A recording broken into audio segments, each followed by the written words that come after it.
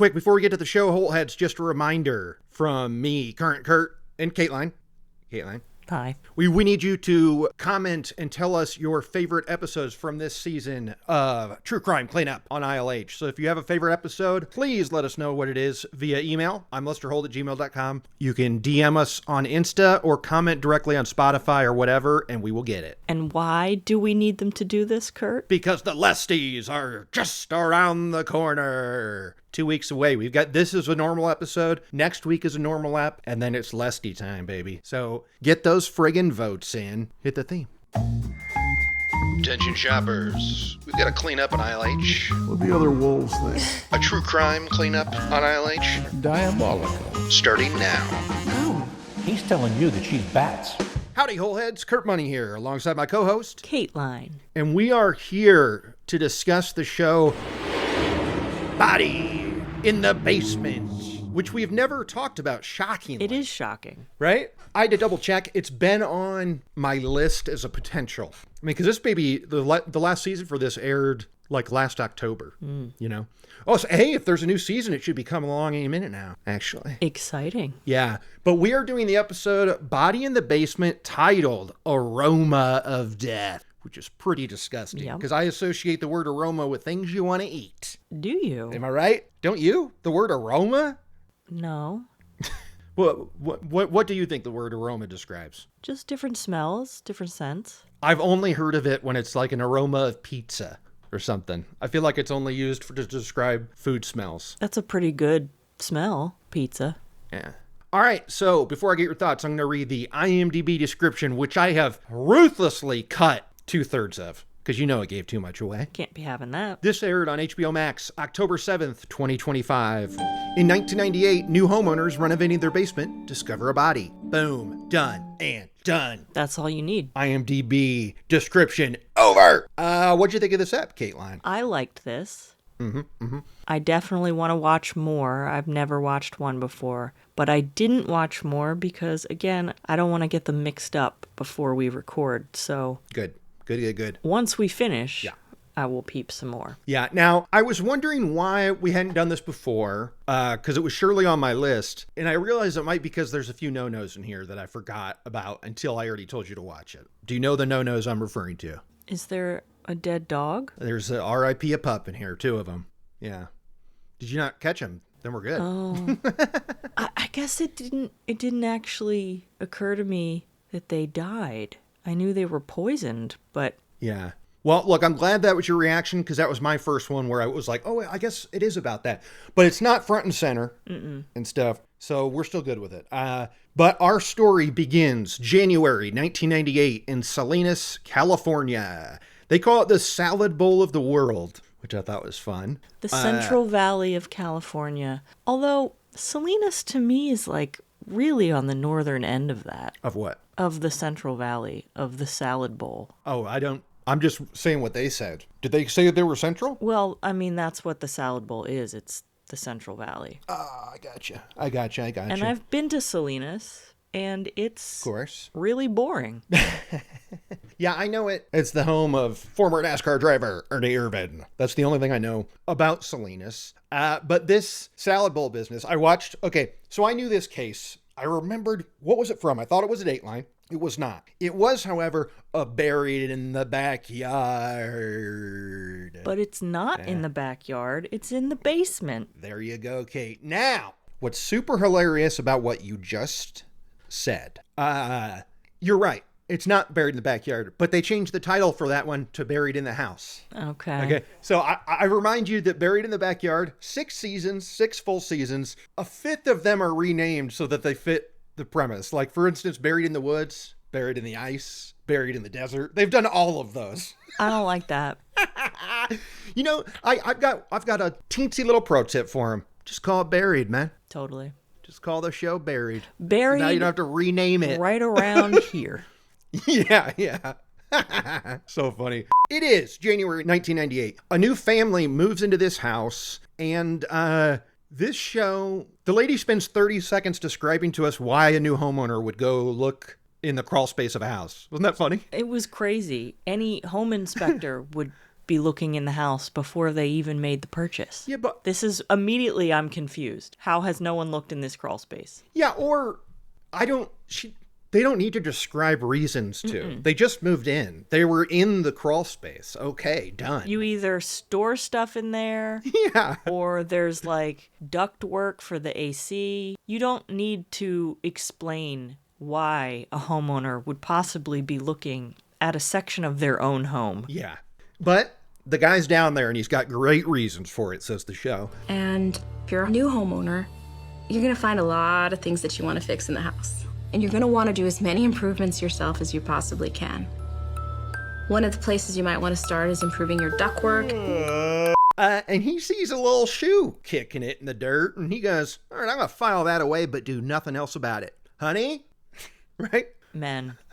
What's going on here? What would you do if you found a foot sticking out of the dirt in a crawl space? If I saw a pair of shoes, I'd go and look at the shoes, and then if I realized that there was a foot attached to the shoes, I would call the police. Yeah, and so you could say, well, maybe he didn't realize it. Maybe he only saw one shoe. But he knew it was weird enough that when his sister-in-law was over and they're having a few drinks, so says the B-roll, They're just hanging out, having a good time. is they dare this sister-in-law to go into the crawl space and inspect these shoes because they're joking that the previous homeowner is dead underneath the kitchen here. So it was clearly a memory enough for him to use as a dare later. Mm-hmm. So I felt like that energy could have been used when he first saw the 2 feet, because we're going to see these feet too. They're sticking up. They look like they're connected to a body. It's not like 2 shoes on Right. top of each other, right? It's like, It's clearly a body. yeah. I had an issue with a lot of the people in this. Okay. The new homeowners, the old homeowners, Yep, the yep. investigators. Everybody was like kind of dumb. Yeah, got a number of questions for the people that lived in the house. So anyway, so the sister goes down there. They said that she got all decked out in like coveralls and stuff, which I thought was this was a proper bet. Like they weren't messing around, right? They're like, okay, bet is on, $20, suit up. You've got to touch the other side of the crawl space and come back. I would have done it. A sister-in-law suits up, zips up her coveralls. And this would be a scenario where I'd be okay with finding the body. I thought about this too, like based on our research in quotes, talk about true crime shows.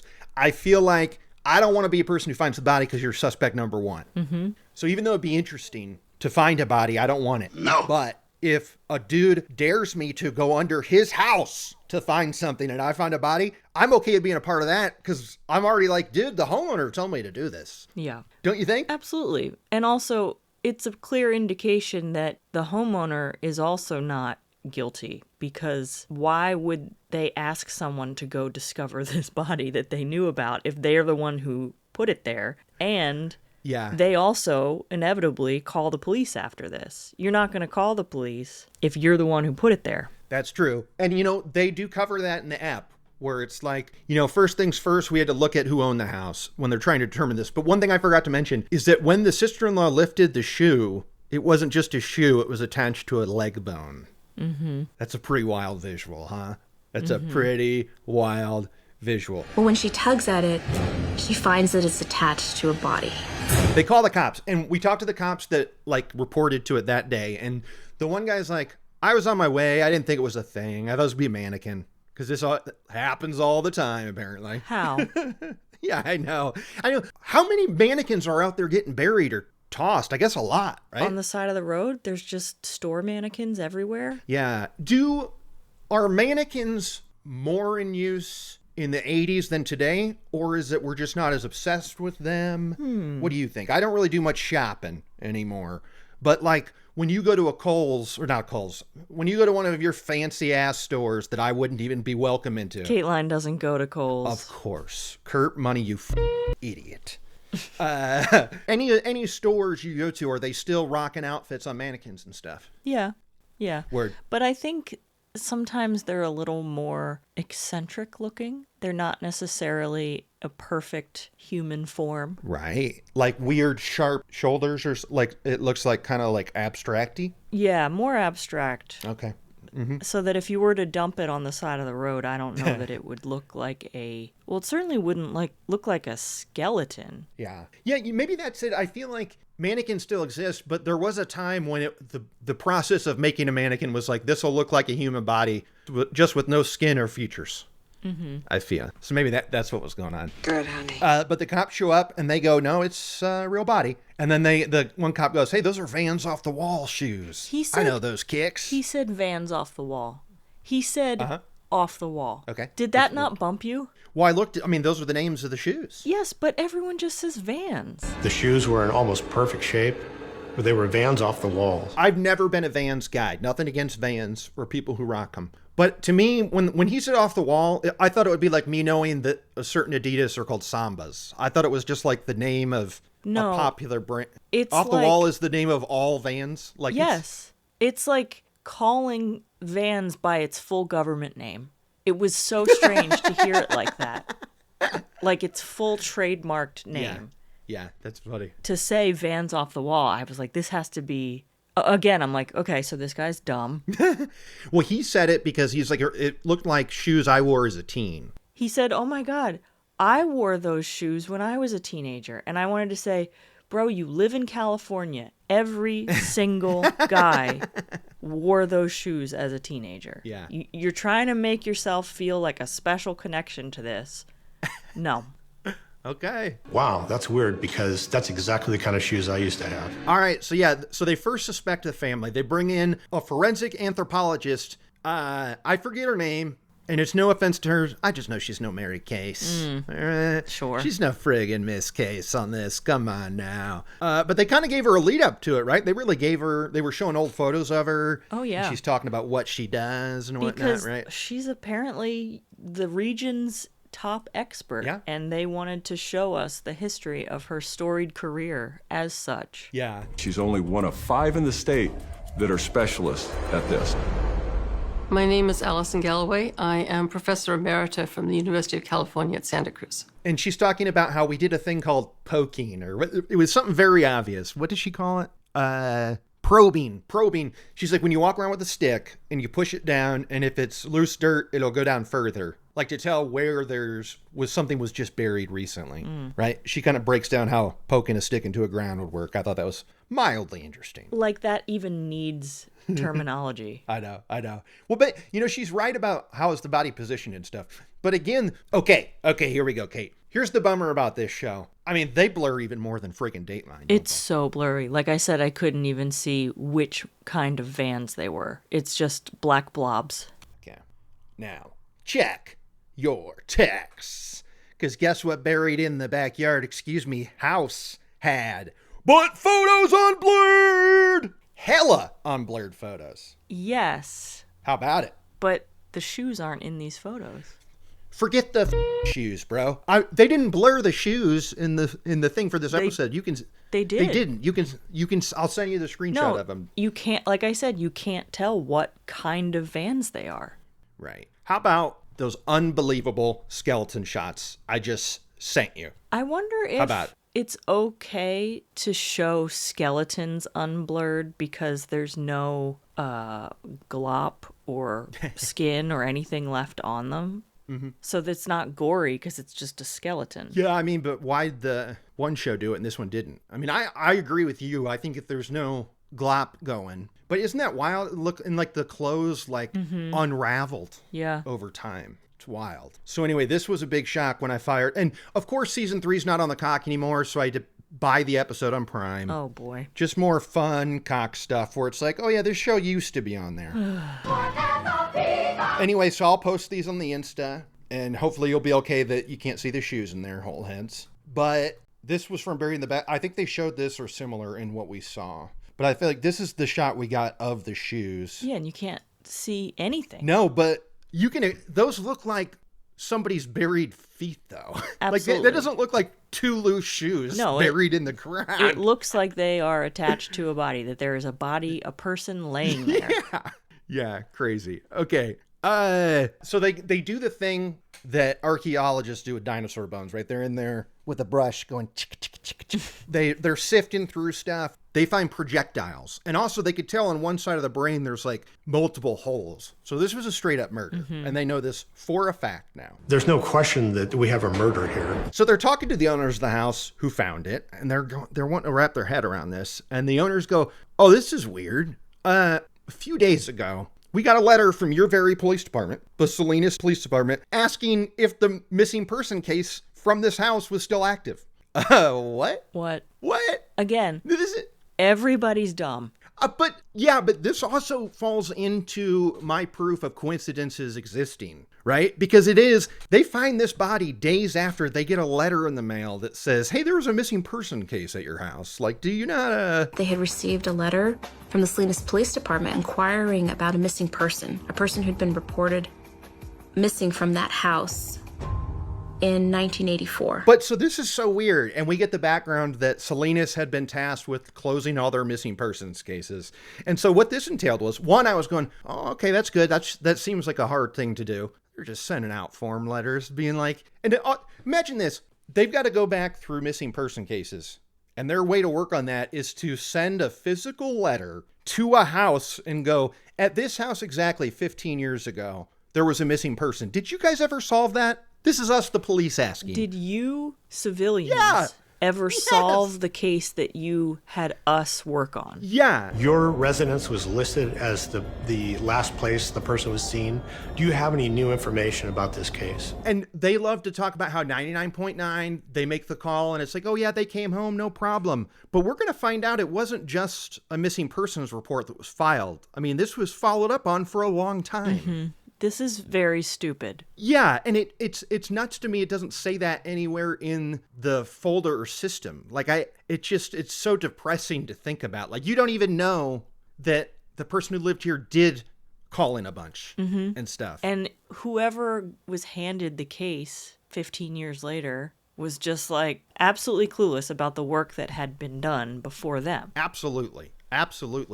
And so we find out that missing person from 1984 was Christopher Denoyer, who was 16 years old at the time. He's a football player, a fun kid. We talked to a buddy of his. This guy was just a sweetheart, right? Like people dug him. He was a well-liked kid. And immediately I'm thinking, okay, well, if he lived at that house and he was buried in the basement, then his parents had to have something to do with it. Chris was the type of person who he could walk in a room, not know anybody, and 5 minutes later, like everybody's wondering, how long they've been friends. How long we know this guy and stuff. We get this scoop on the vibe of that house in 84. And so it was Chris with his mom, Dale, and his sister, Cherie, and the new stepdad, Jackson. Chris's dad lived in L.A. His dad was on the other show, which was 5 years prior, and based on his look, I feel like he's no longer with us. Oh. And also Chris also frequently talked about wanting to go live with his dad in LA. And he threatened about how he was going to run away a bunch. And he told his friends that too. It wasn't just like he's mad at his parents and he's like, "I'm out of here." He was talking about it all the time, like, one of these days I'm going to get out of here. Yeah. And this friend that we're talking to informs us that Salinas is a stinky town. Because he says that Chris would complain about how it smelled like shit a bunch. And the guy's like, "Well, he was right. It did. Because we're a farming community." Yeah. So it does smell like poop a lot. Every other day, there would be this new smell of manure washing over the neighborhood, and because it is a farming community. So these are all reasons why people are thinking that this dude just friggin' ran away. He successfully ran away. But the day he went missing, he was supposed to hang out with his girlfriend, Carlotta. Carlotta is like, "Where is he?" Dale, Christopher's mom, asked Jackson, "Where's Chris?" Well, Jackson doesn't know.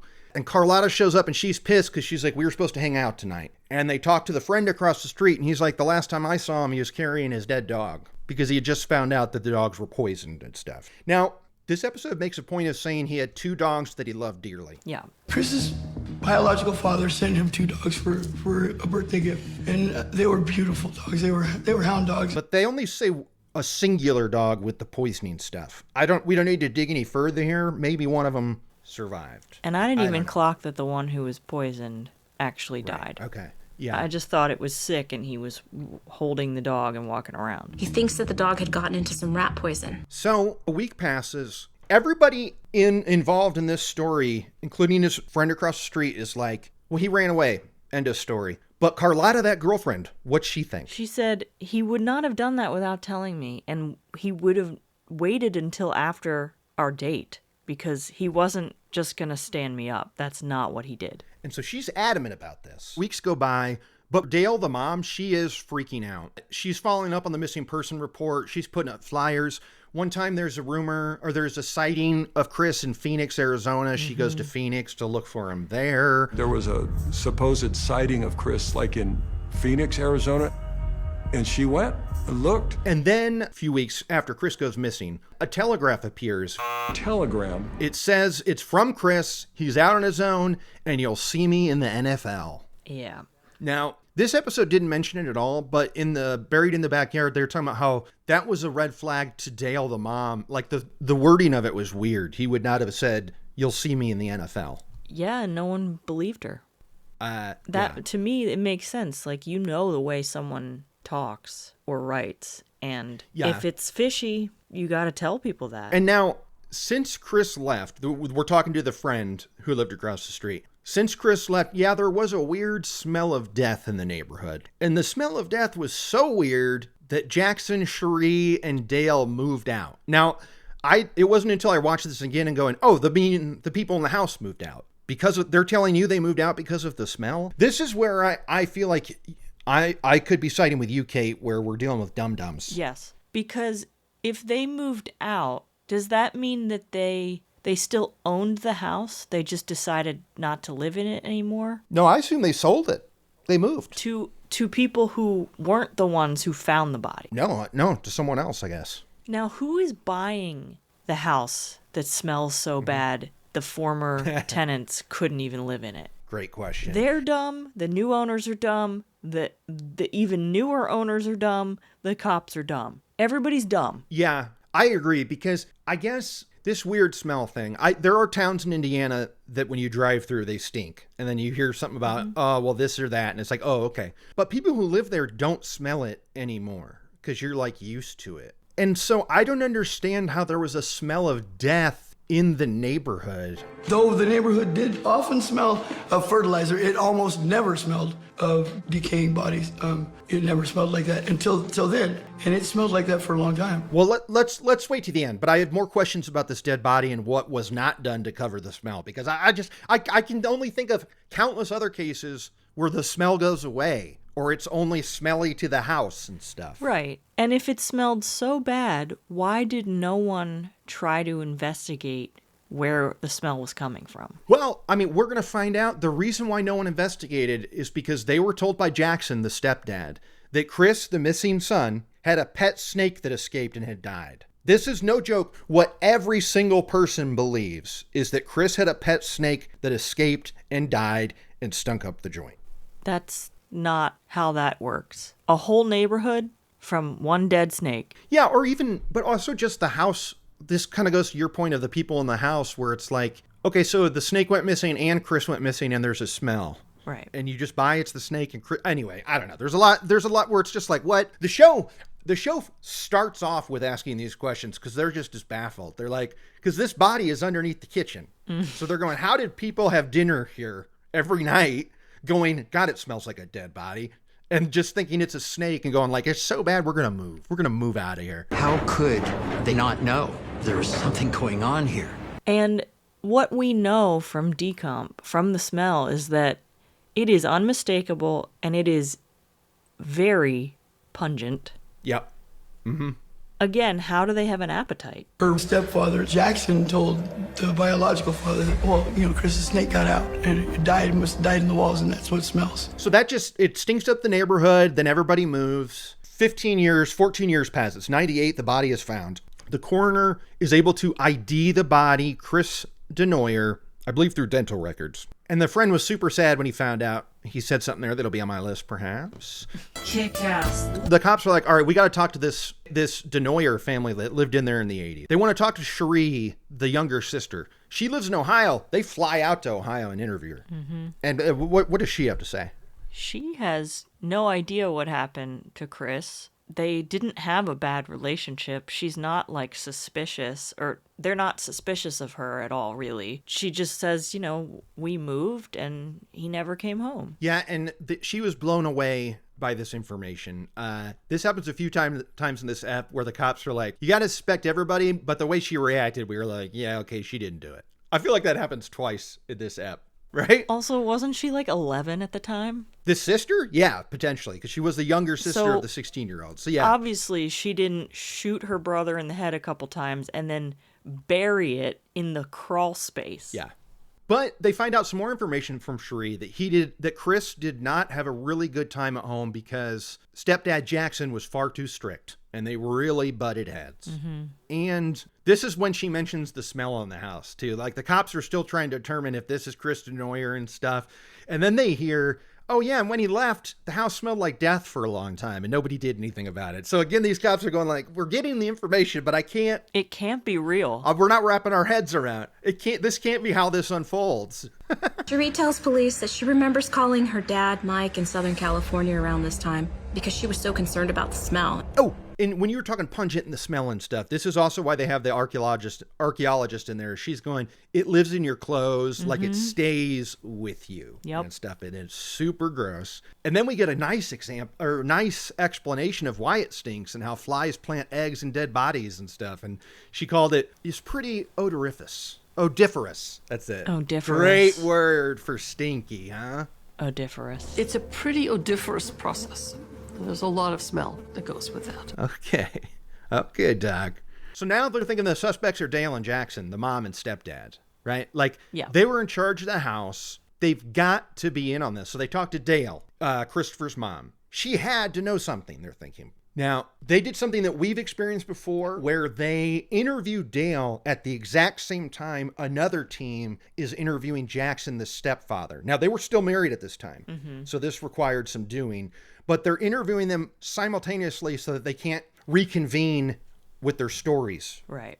But Dale was devastated. Another one where it was like, oh, she was crushed by this. And she wanted to know, how do we know it was Chris? Was it his body? Are you sure? Are you sure? Are you sure? So now they're going. She's somehow blindsided, even though she smelled that smell as well and was skeptical of that telegram that they received. Yeah, you're right. And the cops are like, okay, she's either super naive or in on it. And they're not 100%. And I guess at this point, I'm leaning towards naive, but something else. Like Dale confirms for the cops, yes, Jackson was strict with Christopher. They had a bad relationship. They did butt heads. So now switch over to the Jackson convo. He's not broken up by any of this, right? No. And he's like, he's very cagey. He's not answering stuff. And they were talking about how they would ask him serious questions. And then they were invited down to talk about any updates on this missing persons case. So they were willing to talk because they're in there going, oh, they just want to know if our missing son was ever found. Was he found or not? And they're asking questions like, what was your social security number? Do you have any firearms? Oh, yeah, you do. Okay. Well, what kind? Oh, yeah, I got a firearm. It's a .357 Magnum. We've got that at home. The cops are hearing this and they're going, ooh, because what do we know about a .357 Magnum? It's the murder weapon. Absolutely. Because of those shell casings they found buried with the body. So they're going, ooh, interesting. We got to get our eyes on this friggin' Magnum. So they get a search warrant for Dale and Jackson's house. And I love this, the way they tiptoe into this.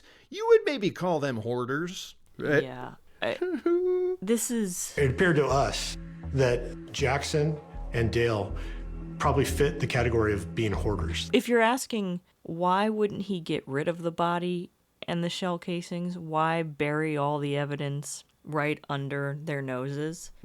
Well, it's because they don't get rid of anything. Yeah, I mean, that's what's crazy is right now, we're going to tell you some stuff that the cops found when they executed a search warrant. But keep in mind, this is the house they lived in after they moved from the odiferous house. This was their new home. And in there, they still found so much crap that tied him back to those dates. So they dig through. First off, they find the telegraph from Western Union. Said, hey, it's Chris. I'm in LA living it up. I'm going to be a superstar in the NFL. Love ya. Out of here. We found the telegram. And they also find their phone bills from 1984. What? So this is like late 90s they're finding this, but this is still 15 years after they've moved from this location. They've still got the paper bills from their phone calls. And this is ultimately what sinks them. Their Pacific Telephone phone bill showed that someone from the residence made the phone call to Western Telegram to place that telegram. And then because they had the telegram, they were able to look at it and see that it was sent from the same place that it was received. Like that the address associated with it was the address it was being delivered to. Like, yeah, to me from me. Yeah, so they're going, all right, well, this looks pretty good. And also they both worked for Pacific Bell, which was a phone company. Now, I don't know if what that brings to the case maybe justifies why they kept the records. They're hoarders, so I guess I don't need that justification. That's why they kept it. They kept everything. But they also find the gun in a locked cabinet and in great shape. And the cop here is acting like he found some mint. Oh, yeah. He's got a hard-on for this gun. He's like, oh, the condition was incredible. Today, those things are extremely valuable because of the quality of craftsmanship. Now, they find this gun, but they don't match it. You can't match it to shells, right? You'd have to match it to the bullet. So do we ever get a confirmation that was the murder weapon? Unclear. Yeah. So February 6, 1998, they arrest Jackson. This is less than a month when this all started. So this ball got rolling pretty quick. They pull him over and he comes out with his hands up, and both shows love to milk this for a cut to commercial. And I'm watching this, and as it plays out, I'm going, Kateline's not impressed by this. There's no way. There's no way Kateline is impressed by this. So why don't you tell us what happens at this pullover? I'm not impressed by much, Kurt. Well, not this, for sure. But you're going to have to remind me, and then I'll say it.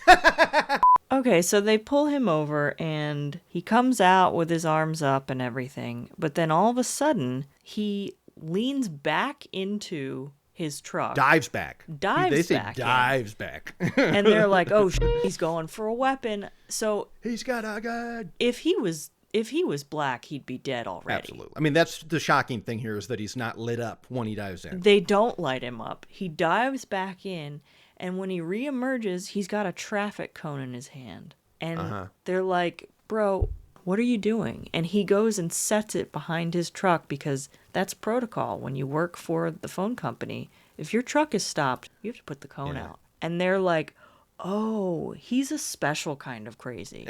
Like, hoarder, OCD. Yeah.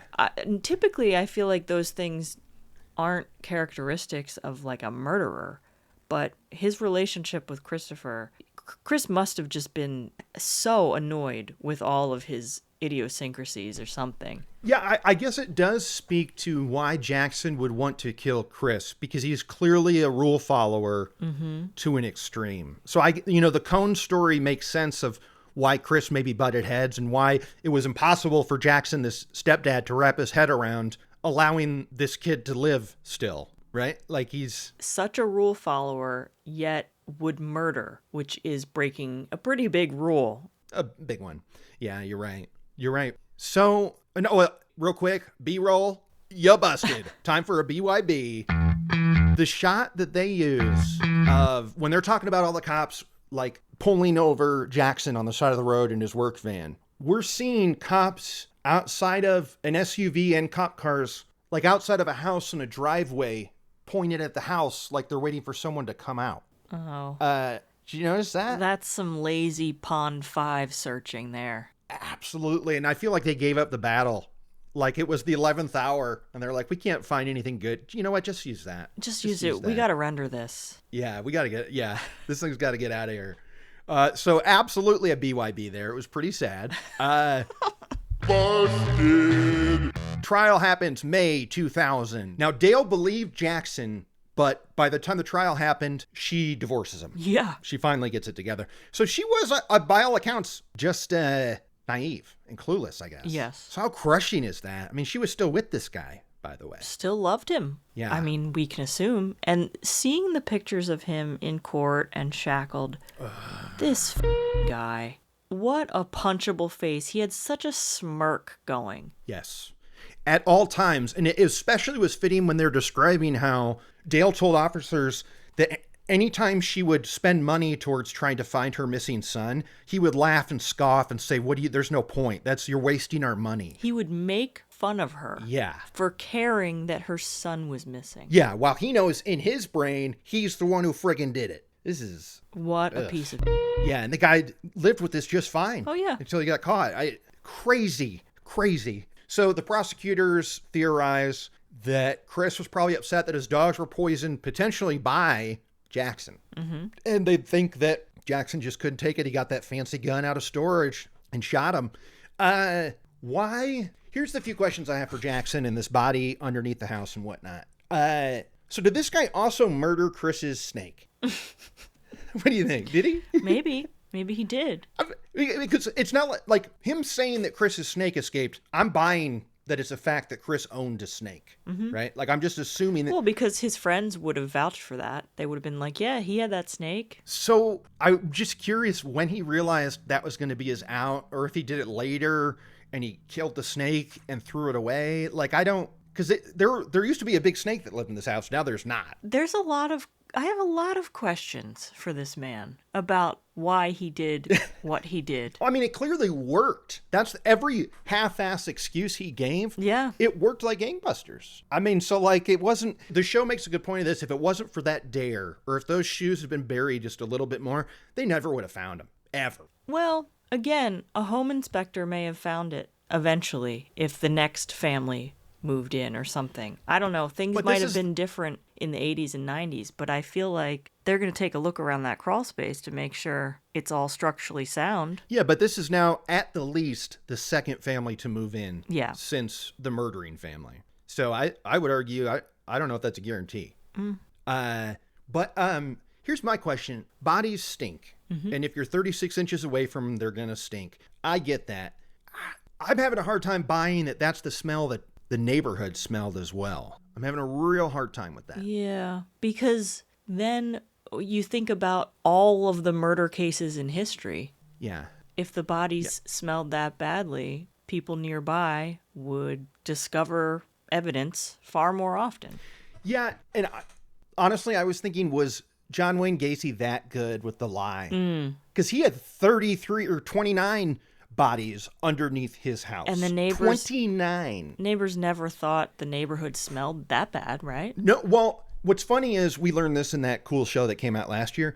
The cops, when they were pretty wise to him, and remember they kept tabs on him, trying to wear him down and stuff when they didn't have anything on him? They were following him everywhere. Yeah, and he invited them in for a beer, and one of the cops went to the bathroom and caught a whiff from the vent in the bathroom and was like, oh, there's a dead body in here somewhere.